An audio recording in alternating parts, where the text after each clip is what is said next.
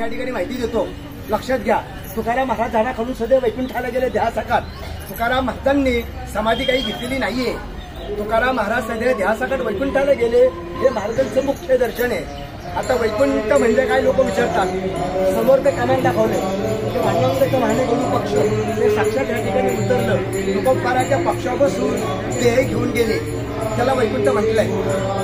हे जी झाड आहे हे तुकाराम विजयच्या दिवशी आपोआप हल्ल्यात होळी झाली की दुसऱ्या दिवशी तुकाराम बीज असते.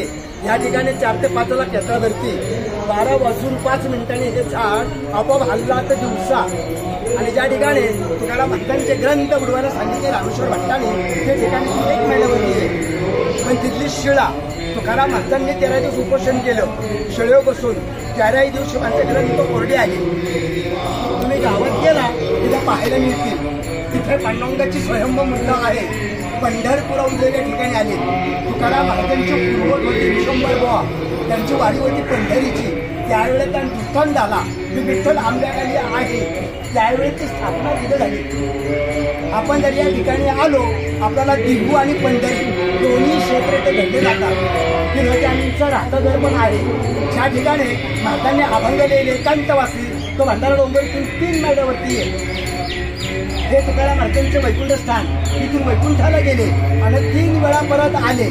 एक संताजी जगणारे दिल्ली समाजातले, त्यांच्याकरता तुकाराम महाराजांची मुलगी भाजीताबाई तिच्याकरता, आणि संत निळोबाराया त्यांच्याकरता.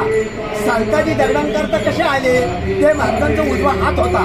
त्यांनी महाराजांना वचन घेतलं, म्हणलं महाराज मी जर मिळलो तर माझ्या देहाला तुम्ही मूठ माती द्या. तुम्ही जर अगोदर गेले तुमची मी सेवा करीन. तुकाराम महाराज अगोदर जातात. मागावतीवर नाही गेले. तिथलं सुपुत्र गाव आहे 5 ते 6 मैल. तर गावकऱ्यांनी खड्डा वगैरे खणला, देह काढायचा प्रयत्न केला. देह काय काढला जात नाही, ते आपोआप येऊ लागला. ज्यावेळी तुकाराम महाराज वैकुंठावर आले, महाराजांनी माती टाकली, त्यावेळी ते देह काढला गेला. तुकाराम महाराजांची मुलगी तुकाराम महाराज वैकुंठ जाता वेळेस भागीरथबाई सासरी होती, नांदायला गेलती. भागीरथबाईने इंद्रणीच्या कडेने वल्लाचा धावा केला. बाबा गेले कोण्या गावा, भागीरथी केली धावा, उडी डोळ्यात टाकली. मच्छवर जल्ली पांडुरंगाने मच्छावता धारण धरला, त्याच्यात तारलं गेलं. आणि संत निळोबाराया त्या आहे तर पारनेर तालुका नगर जिल्हा पिंपळनेर त्यांचं गाव आहे. निळोबाराया इथं आले. तुकाराम महाराज तिथं नव्हते. तुकाराम महाराज वैकुंठाला गेलते. निळोबाराया या झाडाखाली 40 दिवस उपोषण केलं. बिगर अन्नना पाणी घेता स्वतः देव आले भेटायला. पांडुरंग म्हणजे जेव्हा मी तुझ्याकडं नाही आलो, मी तुकाराम महाराजांकरता आलो. निळोबारायांनी अभंग केलाय गुप्तेश्वर देवाला.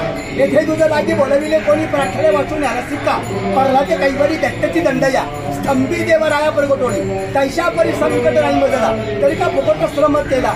निळा म्हणे आणि न वळखूची देवा, तुकाराचा धावा करीत असे. असा निळोबारायांनी त्याला उपदेश केला.